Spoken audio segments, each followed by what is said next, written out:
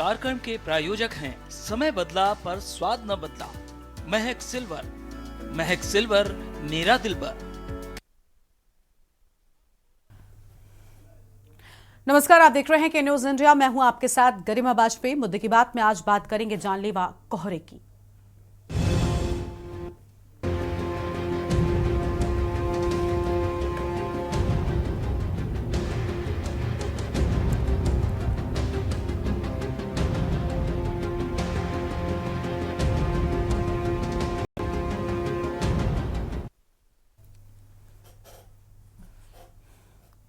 UP में कोहरे की वजह से अलग अलग सड़क हादसों में 2 लोगों की मौत हो गई, जबकि दर्जनों लोग घायल हो गए हैं। कम दिखने के चलते हुए इन हादसों में कई लोगों को चोटें आई हैं। आपको बता दें कि कल बरेली के भोजपुरा के बसुधरन ढाल अंदोपुर के में आपको बता दें कि कोहरे के चलते आधा दर्जन से ज्यादा गाड़ियां भिड़ गईं, जिसमें दर्जनों लोग घायल हो गए हैं। वहीं आज भी कोहरे के चलते कई सड़क हादसे हुए हैं। सिद्धार्थनगर के बांसी कोतवाली क्षेत्र के पास घने कोहरे से बस और ट्रेलर में भिड़ंत हो जाने से बस सवार 2 यात्रियों को मामूली चोटें आई हैं, जबकि एक व्यक्ति गंभीर रूप से घायल हो गया है। और इसी तरह झांसी खजुराहो हाईवे पर उल्दन थाना क्षेत्र में कार और ट्रक में टक्कर हुई। टक्कर से 3 लोगों की मौत हो गई, जबकि 4 लोग गंभीर रूप से घायल हो गए हैं। और इसी तरह से कोहरे से रायबरेली व अलीगढ़ सहित अलग अलग स्थानों पर भी अधिक कोहरे के चलते हादसे हुए हैं। आज इसी पर करेंगे विस्तार से बातचीत। खास मेहमान हमारे साथ में होंगे, लेकिन उससे पहले अलग अलग जगहों से कुछ प्रतिक्रियाएं सामने आई हैं। सबसे पहले वो आपको हम सुनाते हैं। ये थाना टप्पल जनपद अलीगढ़ से संबंधित है। थाना टप्पल के यमुना एक्सप्रेसवे पर बीती रात लगभग 12:30-1 बजे के करीब एक डबल डेकर बस जो कि दिल्ली से आजमगढ़ की तरफ जा रही थी, यमुना एक्सप्रेसवे पर कोहरे के कारण आगे जाते हुए एक ट्रक से ओवरटेक करने के क्रम में ट्रक और बस में भीषण भिड़ंत हो गई, जिसके परिणाम स्वरूप उस बस में सवार कुल 5 लोगों की मृत्यु हो गई तथा 15 अन्य व्यक्ति घायल हैं। घायलों को उपचार हेतु निकटवर्ती जेवर के कैलाश अस्पताल में भर्ती कराया गया है। जो मृतक व्यक्ति हैं उनका पंचायतनामा भर के पोस्टमार्टम की कार्रवाई की जा रही है। मौके से जो ट्रक है उसको पकड़ लिया गया है। आवश्यक वैधानिक कार्रवाई पुलिस द्वारा की जा रही है। ये रोड एक्सीडेंट का केस है, जिसमें 3 बुरा डेड आए थे, मृतक आए थे, जिनका डेथ सर्टिफिकेट बना के पोस्टमार्टम के लिए भेज रहे हैं। और बाकी 4 आए हैं जिनका भर्ती करके उपचार कराया जा रहा है। डॉक्टर, जिसमें जो डेथ हुई है, जिसमें कौन है, कितने मेल और फीमेल है? 2 फीमेल है, 1 मेल है। कुछ मालूम पड़ा आपको? सर, मुझे तो इस मामले में कुछ भी पता नहीं है। मुझे फ़ोन आया था अभी सुबह कि एक्सीडेंट हो गया है। रिया मेरे साथ रहती है, रिया को मैं जानती हूँ, इसलिए आई हुई थी। और मुझे पता नहीं है कहाँ एक्सीडेंट हुआ है। हाँ, कहाँ गए थे ये लोग? शो पे गई थी। वहाँ से ये लोग इवेंट का शो करते हैं, डांस का जो करते हैं, इवेंट शो करते हैं ये लोग। कितने लोग थे ये लोग? 4 लड़कियाँ थीं और 3-4 लड़के थे। आज दिनांक 22/11/2024 को प्रातः 6 बजे थाना उल्दन क्षेत्र के बंगरा में खजुराहो हाईवे पर एक साइड में खड़े ट्रक में इको गाड़ी ने पीछे से टक्कर मार दी है, जिसमें 2 लोगों की मृत्यु हो गई है। 5 लोग घायल हैं। घायलों को अस्पताल भिजवा दिया गया है। विधिक कार्रवाई की जा रही है।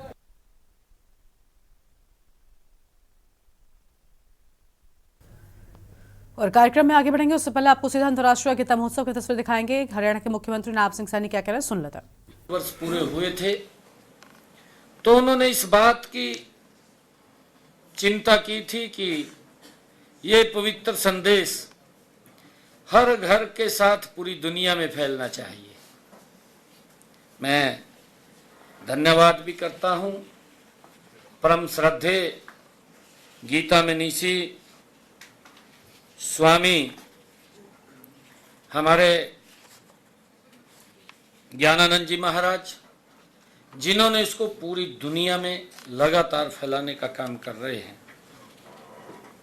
इस बार अफ्रीका महाद्वीप में स्थित संयुक्त गणराज्य तंजानिया, जैसा मैंने बताया भी है कि अंतर्राष्ट्रीय गीता महोत्सव में भागीदारी के रूप में ये हमारे देश शामिल होगा। गत फरवरी माह में आयोजित किए गए अंतर्राष्ट्रीय सूरजकुंड शिल्पी मेले में भी तंजानिया हमारा भागीदारी देश रहा है। तंजानिया में भारतीय प्रवासी श्री रामायण और श्री भगवत गीता के पाठ का आयोजन करते हैं। वहाँ अनेक हिंदू मंदिर हैं जो भारतीय संस्कृति को तंजानिया से जोड़ते हैं। इस बार अंतर्राष्ट्रीय गीता महोत्सव में उड़ीसा सहयोगी राज्य के रूप में इस में सेलिब्रेट करेगा, इस महोत्सव में शामिल होगा। जैसा अभी आदरणीय मंत्री जी ने भी बताया है कि जगन्नाथपुरी, कोणार्क का सूर्य मंदिर, भुवनेश्वर के लिंगराज, मुकेतेश्वर मंदिर आदि तीर्थ स्थान संस्कृति के गौरव है। मुझे खुशी है कि आज इस महोत्सव के शुभारंभ पर 28 नवंबर से 15 दिसंबर तक ब्रह्म सरोवर के पावन तट पर हर दिन भव्य गीता महाआरती का आयोजन भी होगा। 28 नवंबर से 11 दिसंबर तक 48 कोस कुरुक्षेत्र भूमि के तीर्थों पर सांस्कृतिक कार्यक्रमों के आयोजन किए जाएंगे। 5 दिसंबर को ब्रह्म सरोवर पर गीता यज्ञ एवं पूजन से इस महोत्सव की विधिवत शुभारंभ होगा। इसी दिन कुरुक्षेत्र विश्वविद्यालय में 3 दिवसीय अंतर्राष्ट्रीय गीता संगोष्ठी का भी शुभारंभ किया जाएगा। 9 दिसंबर को महोत्सव के दौरान ब्रह्म सरोवर पुरुषोत्तमपुरा बाग में संत सम्मेलन का भी आयोजन होगा। 10 दिसंबर को ब्रह्म सरोवर के पुरुषोत्तमपुरा बाग में अखिल भारतीय देवस्थानम सम्मेलन आयोजित किया जाएगा। गीता जयंती के दिन 11 दिसंबर को ज्योतिसर तीर्थ पर गीता यज्ञ एवं भागवत कथा का आयोजन तथा 18,000 विद्यार्थियों द्वारा गीता का वैश्विक पाठ किया जाएगा। 11 दिसंबर को कुरुक्षेत्र विश्वविद्यालय में 48 कोस तीर्थ सम्मेलन, गीता शोभा यात्रा तथा 182 तीर्थों पर दीपोत्सव एवं सांस्कृतिक कार्यक्रमों का भी आयोजन किया जाएगा। हर वर्ष की भांति ब्रह्म सरोवर पर 5 से 11 दिसंबर तक गीता पुस्तक मेले तथा प्रदर्शनियां भी लगाई जाएंगी।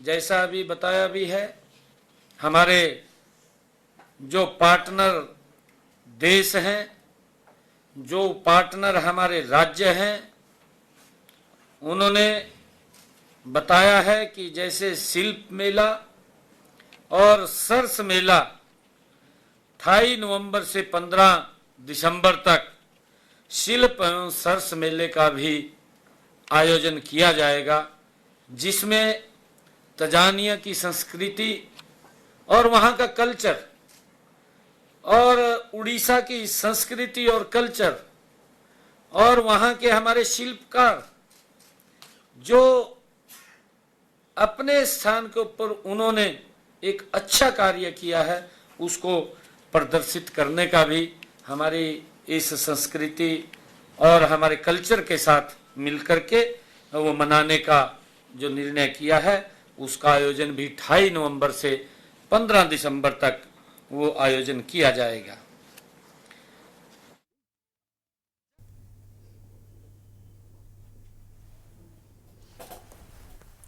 तो गीता महोत्सव कार्यक्रम में पहुंचे हरियाणा के मुख्यमंत्री नायब सिंह सैनी को आप सुन रहे थे,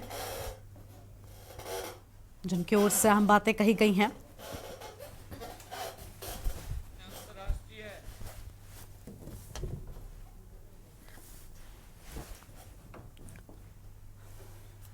और अब बात करेंगे जानलेवा कोहरे की, क्योंकि अलग अलग जगहों पर इस कोहरे के चलते हादसे सामने आए हैं, जिसमें कई लोगों की जान चली गई है तो वहीं कई लोग गंभीर रूप से घायल हो गए हैं। आपको बता दें कि कोहरे के चलते विजिबिलिटी कम हो गई है और विजिबिलिटी कम होने से सड़क हादसों की संख्या में वृद्धि नजर आ रही है। हमारे साथ में अलग अलग जगहों से हमारे संवाददाता जुड़ रहे हैं। सबसे पहले इनका रुख कर लेते हैं। हमारे साथ में पुरुषोत्तम दुबे सिद्धार्थनगर से हैं, झांसी से कुलदीप अवस्थी हैं, अनिल मीणा अलीगढ़ से और केशवानंद शुक्ला रायबरेली से हमारे साथ में। सबसे पहले कुलदीप अवस्थी का रुख कर लेंगे झांसी से। कुलदीप, झांसी में जिस तरीके से हादसा हुआ, हमने देखा कुछ इवेंट करने वाले जो लोग थे वो एक गाड़ी में सवार होकर जा रहे थे, कुछ लोगों की जान चली गई। बताया जा रहा है जानलेवा कोहरा अभी से शुरू हो गया है, पूरी जानकारी क्या है आपके पास में? देखिए, ये मामला जुड़ा हुआ है राष्ट्र और झांसी के राष्ट्रीय राजमार्ग से, जहां पर उल्दन के बाद जो खजुराहो फोर्थ लेन है उस पर 7 लोग एक कार में सवार होकर झांसी आ रहे थे। सुबह तकरीबन 6:15 बजे के दरमियान हाईवे पर पहले से खड़े एक ट्रक को कार नहीं देख पाई।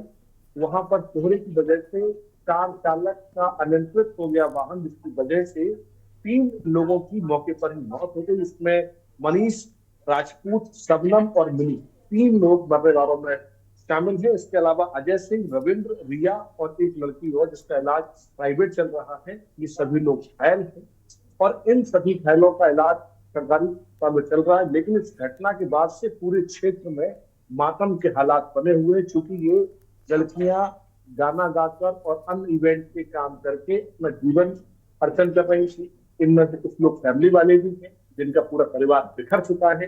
इस पूरी इसके अलावा जो 4 लोग घायल हैं, इसमें से 2 लोग की हालत गंभीर बनी हुई है। ये पूरी की पूरी घटना काफी दर्दनाक है।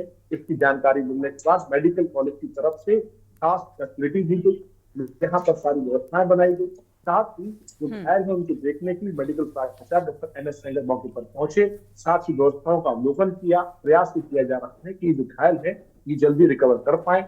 इनमें से 2 लोगों की मौत मौके पर हो गई थी और रिया नाम की लड़की की मौत झांसी अस्पताल पहुंचते पहुंचते हुई। इस घटना के बाद एक तरफ जहां पुलिस मौके पर पहुंची, साथ ही दोनों वाहन कब्जे में ले लिए गए हैं। जो घायल उनका इलाज चल रहा है और जो 3 लोगों की डेथ हुई है उन सभी का सब लोग को कब्जे में लेकर अपनी कराया जा रहा है। साथ ही मामले की जांच शुरू हो गई। ठीक है, आपके पास में लौटेंगे और हमारे साथ में अलग अलग जगहों से हमारे संवाददाता जुड़ चुके हैं, उनका रुख कर लेते हैं। हमारे साथ में सिद्धार्थनगर से पुरुषोत्तम दुबे हैं, एक बार उनके पास जाएंगे। पुरुषोत्तम, क्या है पूरी जानकारी आपसे? हम जानेंगे कैसा हाल है कोहरे का और विजिबिलिटी फिलहाल कितनी कम हुई है, लेकिन उससे पहले एक छोटे से ब्रेक के लिए आप रुकते हैं। ब्रेक के बाद अन्य जगहों से अपडेट लेंगे। आप देख रहे हैं के न्यूज, खबरों का सारथी।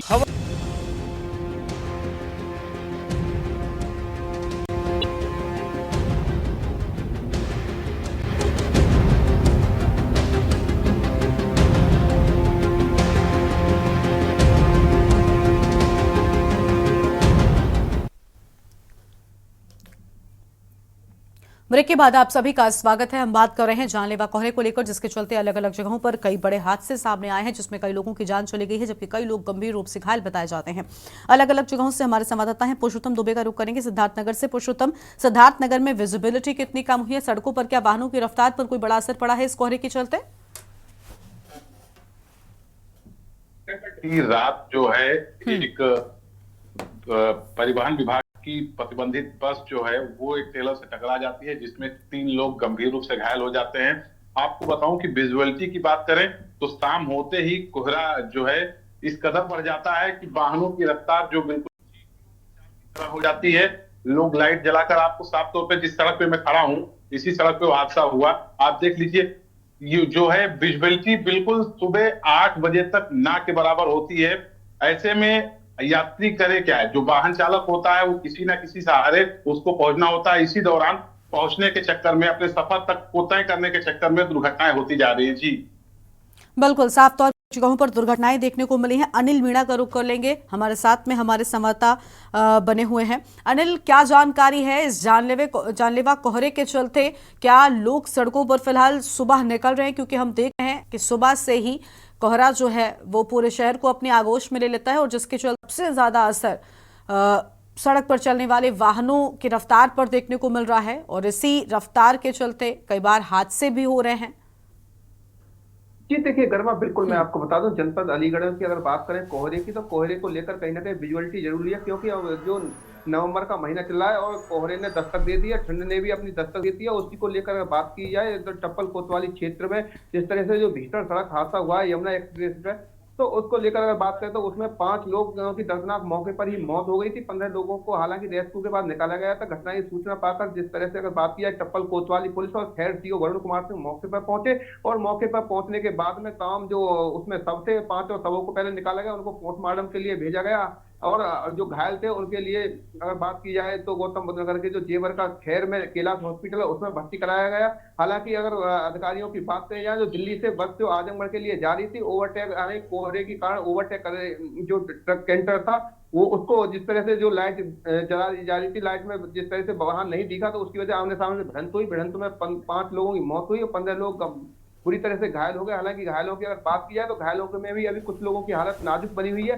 अधिकारियों की बात की जाए, सूचना मिलते ही तमाम अधिकारी वहां मौके पर पहुंचे थे। हालांकि अलीगढ़ की घटना की बात करें तो उत्तर प्रदेश के जो मुख्यमंत्री योगी आदित्यनाथ उन्होंने स्वयं संज्ञान लिया है। संज्ञान लेने के बाद में तमाम जिला प्रशासन को उन्होंने निर्देश दिए थे। निर्देश देने के बाद जो घायल लोग थे उनके लिए समुचित इलाज की व्यवस्था के लिए उन्होंने अधिकारियों को निर्देश दिए और जो मृतक थे उनके परिवारजनों को शोक संवेदना मुख्यमंत्री द्वारा व्यक्त की गई थी। हालांकि जो जिला प्रशासन है, चाहे वो अगर बात की जाए जो जहां उनको भर्ती कराया है, क्योंकि टप्पल में कोई ऐसा अस्पताल नहीं था जिसकी वजह से उन घायलों का इलाज किया जाए, उनके लिए गौतम बुद्ध नगर के जो अस्पताल है, जो जेवर में हॉस्पिटल है, जो प्राइवेट हॉस्पिटल, वहां भर्ती कराया गया था। हालांकि दोनों ही जिले के अधिकारियों को मुख्यमंत्री के द्वारा निर्देश दिए गए थे, किसी तरह से घायलों की जो इलाज में कोई कमी नहीं आ पाए। और लगातार अगर देखा जा रहा है जिस तरह से अब जो कोहरा बढ़ा है वो कहीं ना कहीं जानलेवा साबित हो रहा है। और अगर सड़कों की बात करें तो सड़कों पे बहुत कम लोग अब आवागमन कम हो रहा है, क्योंकि जो विजुअलिटी की बात करें, विजुअलिटी सामान से कम हो चुकी है।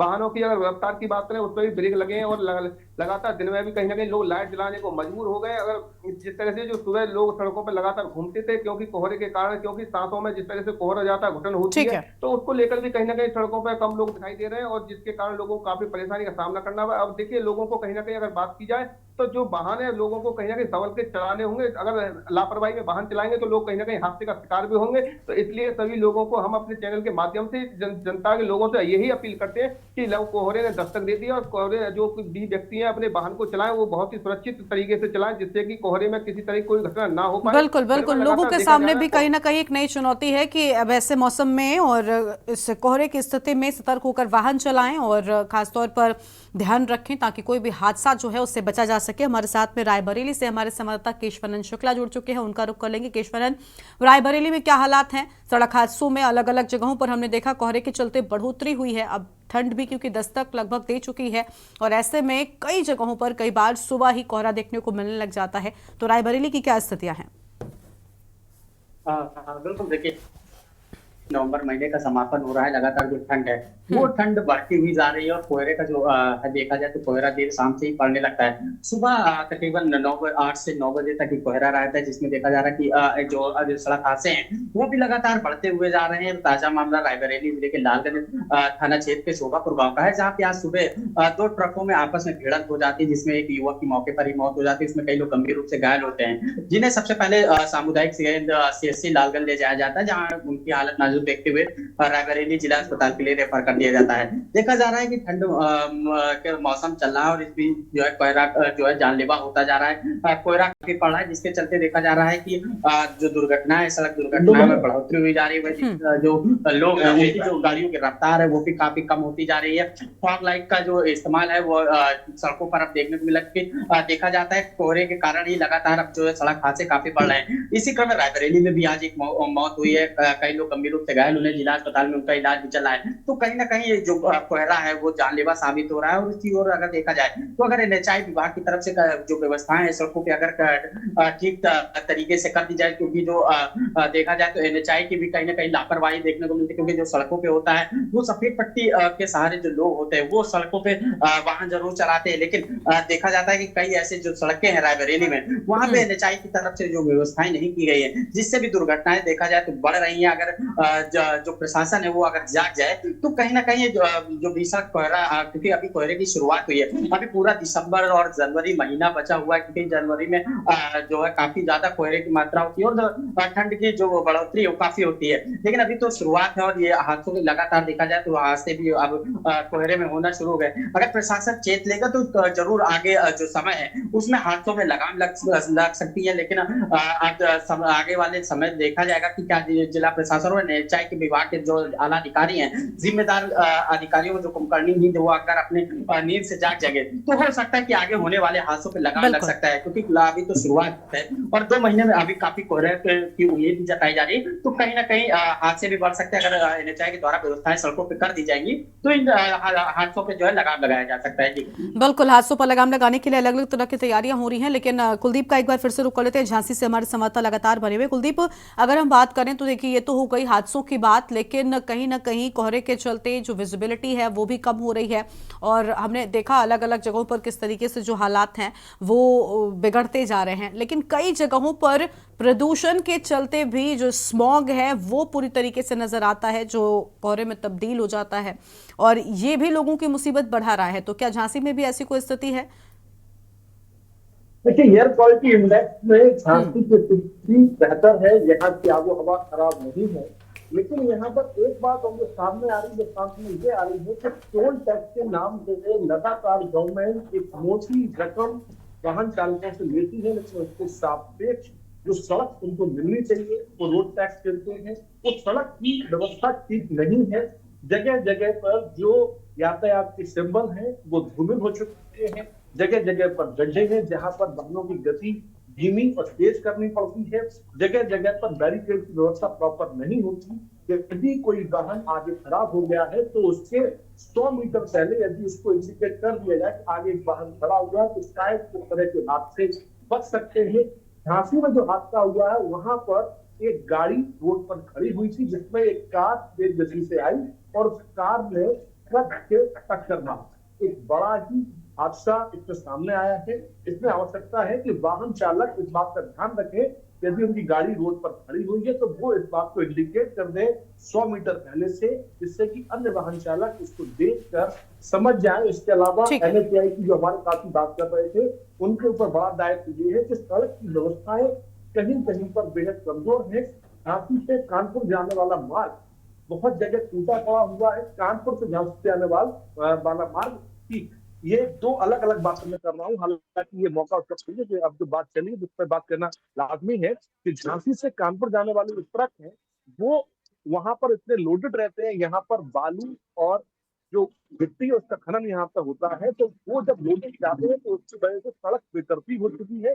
झांसी से कानपुर मार्ग और झांसी आने वाला जो मार्ग है वो ठीक, इस तरह की बातों पर ध्यान देना बेहद आवश्यक है। ठीक है, गवर्नमेंट चाहती है कि इसके ऊपर बिल्कुल बिल्कुल। देखिए अलग अलग जगहों पर जानलेवा कोहरे के चलते मुसीबतें जो हैं वो सामने आई हैं। कई लोगों की जान चली गई है, कई लोग घायल बताए जाते हैं। बहुत शुक्रिया आप सभी का हमारे साथ जुड़ने के लिए और अहम जानकारी साझा करने के लिए। तो जानलेवा कोहरा अलग अलग जगहों पर हादसों की बड़ी वजह बना है। इस कोहरे के चलते झांसी में हमने देखा किस तरीके से एक बड़ा हादसा हो गया जिसमें कई लोगों की जान चली गई है और कई जगहों पर स्मॉग भी देखने को मिल रहा है जिसके चलते विजिबिलिटी कम हो गई।